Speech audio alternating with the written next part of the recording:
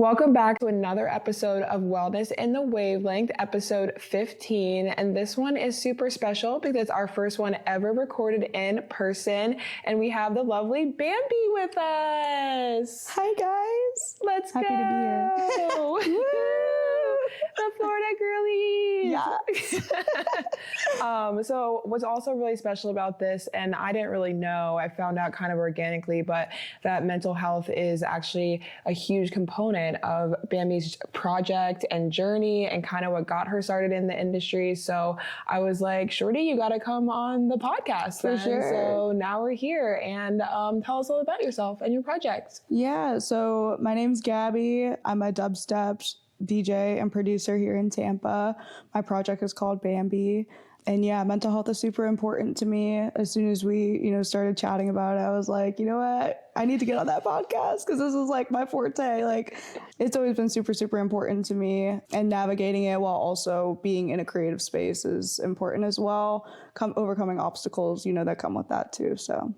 Yeah, and I can imagine stepping into this industry and going from sort of like the crowd to behind the decks, what that was like, and kind of what was your journey like to that? Because I mean, everyone kind of usually when they're super passionate in the industry end up somewhere, right? Whether it's behind the decks, behind the camera, or any other facet, A&R, there's so many options. But for sure. For you, what kind of got you into it? I always knew when I went to like my first rave, my main interest was DJing. And then once I had gotten like comfortable with DJing, I was kind of like, what's next? And I started to have a little more interest in producing.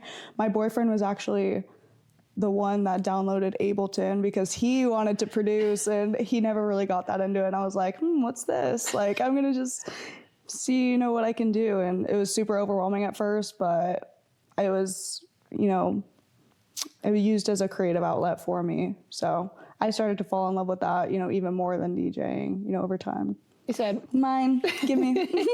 Yeah. So at that point in your life too, outside of obviously just loving the music, was there anything going on, or were you just looking for a creative outlet? What was your life like at that point that kind of, you were like, this is something that I want to do? Because I feel like a lot of people are just looking for modalities to self-express, and that looks different for different people. And so obviously yours was producing and DJing, but usually there's more to that. Yeah. It honestly, EDM found me at such a weird time. I didn't expect it at all. During the time when I started getting into, raves and being in the community, I didn't have a lot of friends. I also never really had much of an interest in EDM beforehand. I was always a rap girly.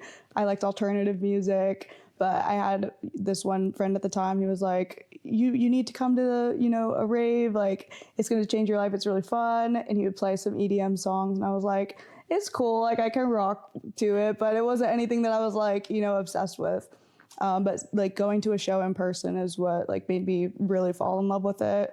The production and just the dubstep found me. But it was at a point in my time or a point in my life where I didn't have a lot of girlfriends. I was feeling a little bit more lonely. It was around the time that I had dropped out of college as well. So it honestly found me in the perfect time of my life to give me something to work towards and have a passion for, and I'm super grateful for it. Yeah, I feel like a lot of people in our community that have decided to sort of find their niche, right? Again, whether that's being a producer or being behind the lens or working in arts, there's always that sort of thing that the pendulum swings because you're I need an outlet for it. And everyone kind of has their own story. And it usually is rooted in something mental health going on in their life, needing the community, just needing something to put their energy and emotions into and things like that. So it's really beautiful to hear that's kind of something that you went through and also what that brought you, which I'm sure is even more amazing people. And even though your boyfriend was hoping to be the main character, I'm happy that he got to be the main. Yeah, he gave it maybe a whole 2 or 3 days, and then he just passed it along to me. He's like, okay, queen, pop off. Yeah, I'll let you have your shine, queen. Do you feel like your journey's also given you some of those girly pop friends you were looking for, and when you were kind of going through, I guess, like what could feel like maybe like darker times in your life, because it just felt, I'm sure you felt like feelings of loss of direction. Like, what am I going to do now? And like, did it all kind of like puzzle piece together for you? And it just sort of sank in like, this is right, you know, and like your heart and your soul and stuff like that. 100%. Yeah. Cause the like friends that I have now, like my best friend, she is like all about the EDM too. We have this, you know, same love of the same genres. Like we have just an amazing time. And when we do go to festivals or we go to shows, like you have those moments of like having like a deep talk, or, you know, you get like closer to people, I feel like, more naturally, and I feel like faster at a festival, if that makes sense. Like, I don't know how, but the people that I've been to a festival with, I just feel like a deeper bond with than I guess people that I haven't, because you have such like unique experiences and moments of like, it's just like a euphoric experience. So you're not like intimate settings for like a days at a time, which is different because there's so much you can do in that time, especially frame. Like camping, like the camping, the eating like one chicken finger, eat more food at festivals, but that's so real. But like the outfits and all that stuff, and you go through a lot of different emotions there too, right? You kind of like do go through like the 5 stages of grief also while you're at a festival, and like in a way, it's the best. But it's like you go through that and then you leave the festival, and I think it does sometimes help you kind of navigate life differently, because I'm sure like as an artist you run into just like stress trying to grow your project, and also like you do have a 9-to-5 job and, you know, things like that, and I'm sure it's that's a big burden to like hold like mentally and physically and all of that. But I'm sure like sort of the reminder of like,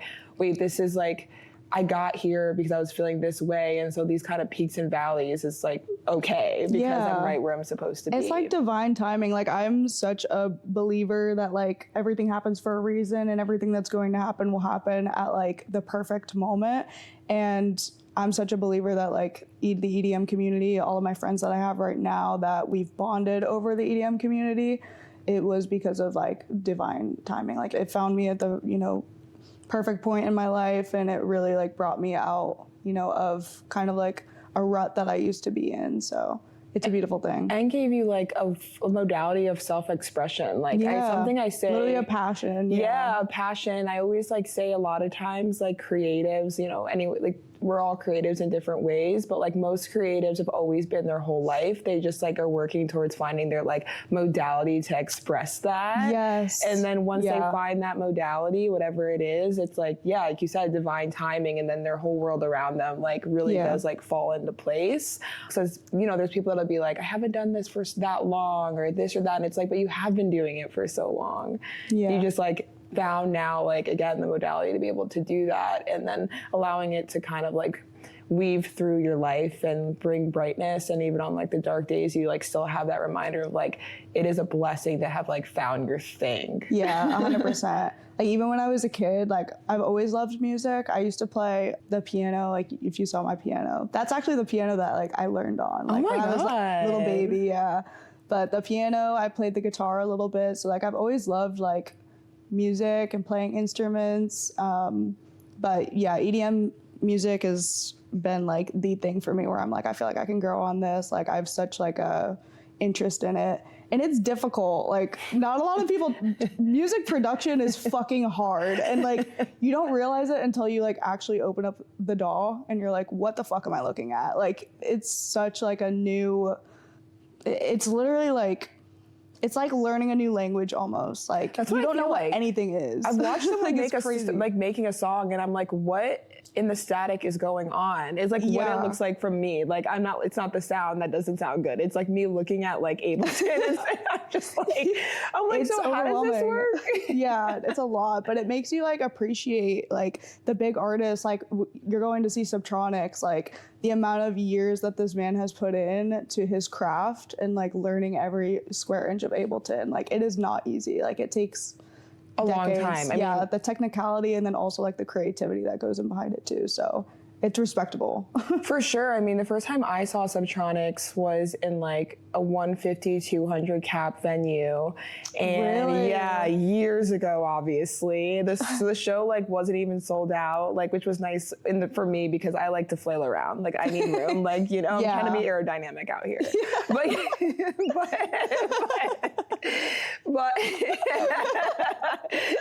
but it is great. Yeah, I gotta be. Like, I'm trying to flail. I got these long. I get too overstimulated when you're like packed in like sardines and you have like a sweaty man's back in front of you, and it's just sometimes like lack of deodorant. Yeah, we can use aluminum. Bring deodorant to the rave. Yeah, it's fine.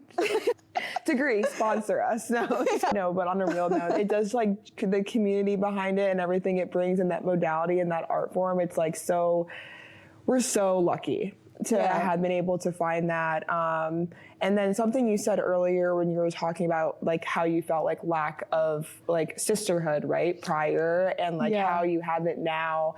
I think it's interesting to like reflect on that, because for me too, the industry has brought me like so many amazing people in my life that are like lifelong friends.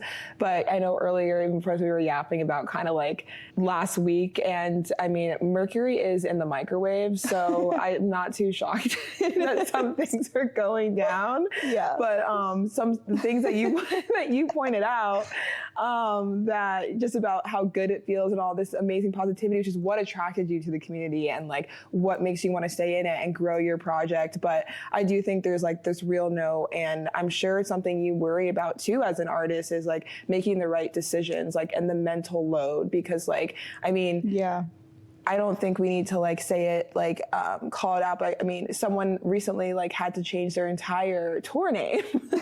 And I believe that there are some valid points always to be made in an argument, but I also feel like there's a fine line. There's a fine line on how we manage things like that, you know? And when I hear about like how positively you talk about why you got into it, and like we're reminiscing over these feelings, and you can probably see it, like how we're like memories are probably, you can see it flooding for our eyes, like what we're talking about. But there's that other side of like, you know, we want to keep it an inclusive space, and we want more people like to have the same similar journey that you did, like of being inspired and figuring out what their modality is, or even if they just want to remain a fan. But even just with like what recently sort of went down and sort of this like conditional plur that has been going on. The stuff with Zingara, it's definitely, I can see why people were upset, but you know, it's that line where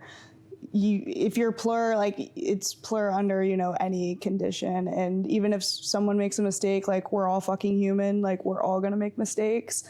And the number one thing is that you own up to those mistakes, you grow from it. Like it's not any grounds of bullying or sending death threats. That's the kind of stuff that it goes against what the EDM community was built on. So it's just, we got to cut that immediately, and so that we can keep like attracting talented people to come into it, into like all sectors of like our community. Because, you know, if we're saying plur and we're talking about inclusivity all the time, and we're also not leaving people room to grow and kind of go through those. So I'm sure like even during your period of where you were like, you know, diving into music, you still, I'm sure, were having like rough days sometimes. And 100%, like 100%. Like, it wasn't this like a totally perfect thing. And I'm sure there are people that during that time were showing you a lot of grace, right? And like letting you just like be a human. And while you were 100%. Also figuring that out. And also on the artist side, it's like a lot of stress for you to have to be like, oh, if I put this out, or if I say this one thing, like I've spent all like this time trying to build my project. I'm like, how does that feel like for you? I've noticed, because like it's an amazing thing to like have a passion and be passionate about something, but it does come with like a lot of added stress, because you're thinking about it all the time. You're thinking about the what ifs, you're posting content, afraid of like the judgment that's going to come behind it, because if you're putting yourself out there on the internet, like every single person that has, you know, put something out on the internet, like you've received hate comments. Like that's just a given. There's someone behind a phone screen just having a ball. So you gotta, you know, have thick skin, but it has like made me overcome it a little bit. And I think since starting this project, I have noticed like myself letting things roll off my back a little bit more, learning how to manage stress. So it's come with like a lot of personal growth, like for myself as a person as well. What are some things that you do that kind of help you like unwind and like disconnect in that way? Because to your point, it's like, yeah, there's always going to be haters in the chat. Like, you know what I mean? Yeah. Always going to be haters. And if and when you do see those things or just anything you might, even if it's in-person feedback or anything like that, how do you navigate that typically? Or like anything that you do that you think that would be helpful for those that are listening? Yeah, I think it's important to remember your why and why you're doing something and not letting someone that you don't know dictate your feelings and your passion over something. Like, it's always the best to let it roll off your back and stay, you know, true to the passion that you have and giving 100%, even if someone doesn't agree with something that you're doing or they don't like this specific song that you put out. It's still art, and there's one person's gonna say they don't like it and there's 100 other people that do like it. So you gotta just weigh your options and, you know, be true to yourself, even if it's hard. Like, it's never fun getting hate comments, but it's all about your own perspective on it and not letting it really, you know, get under your skin too much. Yeah, and remembering like the people that are at your shows that like love you and are popping off. Yes, just focusing on the positive. And it's kind of like fuck you to the haters, low key. Yeah, yeah, literally. You know, there's always that like you see on Instagram where it's like you're doing something right if you have some haters. Literally, if you don't have any haters, yeah, you're doing something wrong. Like, yeah. Art is controversial because it's up to, you know, perception. Some people aren't gonna fuck with it, and they're gonna let you know that, and that's okay. That's how you just look at it. On points, and you can be like, thanks so much. Yeah. You know what? Yeah, the song was shitty. Let me delete it. Yeah. And then you learn, and then you grow, and then it's a good thing. No, that's amazing. So valid. So valid. And then like your day-to-day sort of like outside of making music, obviously that being like a main outlet for you, like, and your dogs haven't popped up yet. Maybe they will eventually. I'm surprised about that. I was just thinking about that. Maybe they'll come make an appearance. But like, what are some other things that just like bring you joy, like that balance? Because I think all the artists I know, so, you know, they get locked in, right? Like you start making a song or you're working on a collab or you have a show coming up. And of course, I think that's a very much of a form of meditation. Obviously, like making music. That's how I feel about teaching yoga is like when I'm teaching, I'm like probably my deepest form of meditation, but I also like have to have other things that I like. Yeah, it is. Yeah, it's good to have other things because I feel like if you only produce, you get burnt out and you can run into like creative block. So it is like good to, you know, have other creative outlets outside of producing. For me, I play like games sometimes. Gamer like, in the chat. I play games like Fortnite. Like, it's really stupid and I'm not proud of it, but I do play Fortnite. I play Minecraft, obviously. I'm 12 years old. Yeah, doing that. I also like going on walks. Like, getting out in nature is always good. I work in an office, so I'm sure you can relate. Like, I feel like I don't get enough vitamin D. Like, so whenever I do, you know, get out in fresh air, I do always feel very like rejuvenated almost. The sun is healing. The sun is literally healing. And for those that live by the water, the ocean is healing. For those that don't live by the water, you guys can come to Florida and you can come to one of Bambi's shows and also have some sun and go to the beach. Yeah. No, but that's the whole thing too. And I think like sums up a lot of what you're saying. It's just that balance, like talking about just the entry, right? Like it was something that you loved, but then also something that you love does come with haters sometimes, but we have to let people also be human on each end of that like journey. Yeah. But then the balance, and like that's a big thing with this podcast in general for us is just like having these real conversations about individual experiences. But then what's really behind that is just finding that balance so that you can deal with like burnout and you can deal with the reality that we are just humans. We are, yeah. That's why, yeah, I feel like a lot of artists can relate to like these types of feelings of burnout and having anxiety before a show or before releasing a song. Like, it's all part of what comes with pursuing something like this. So it's natural and you gotta just learn how to manage it more than anything, because it's bound to come with putting out content or putting art, you know, up for other people's interpretation naturally. So bars. You did listen to rap music.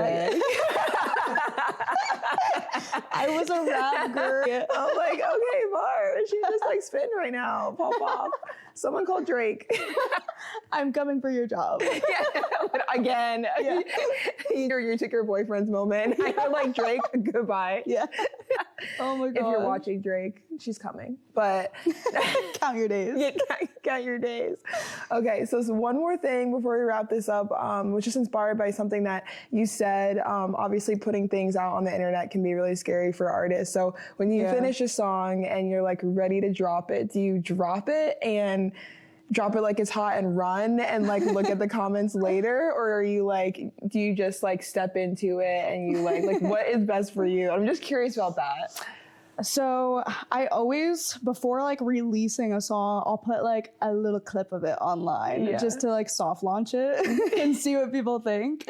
But if people like gravitate towards it, I'll like release it then and there. But if it doesn't do as well, I might just like keep it and play it, you know, live at shows. It just depends on how other people are feeling. But yeah, I tend not to, when I immediately put something up, I tend not to like just doom scroll and like look at it right away. I kind of like put my phone down and I'm like, okay, I'm gonna come back to it in like an hour. Yes. Play some Fortnite and then see what's up with it. But yeah. No, that sounds like a really healthy way to do it, because I mean, I feel like a lot of people, you post and you're just like, go back on. It's like a Twitch almost. You're like refreshing your feed. Yeah. It's like, that was me at first. Yeah. And then I was like, wait, this is not healthy. It's kind of toxic. Yeah. And then I stopped. Well, that's cool. And that awareness to that is a part of the journey, and just trying to keep your like headspace clear and positivity in your orbit, because as I've gotten to watch your project grow like in real time and online. I think you're an amazing example of, you know, someone who, you know, was just inspired, did the thing, find the modality, and it's just trying to navigate like the hardships, but also like celebrate the wins. So it's like pretty sick to have you on here, and to know like how much like mental health and your personal journeys is kind of shines through your project. So yeah, which also like, it's funny because of your like style. Yeah, it is. Yeah, no, it's an interesting contrast for sure. Yeah. But I'm happy that you had me on too, because yeah, it is super, super important. I'm glad that we were able to like connect on that and chat about it, because it is really important. And if you're an artist, it's important to be aware of your mental health and take it seriously. That way you can be your most best creative, perfect self and grow into, you know, the best version of yourself possible. More bars. Bars. All right, well, we are done giggling and done yapping, but this was super, super dope. I'm Kat. This is Gabby, aka Bambi. Listen to her fire-ass music, and I guess you can also find her on Fortnite. So yeah, it's a wrap. Hockey's out.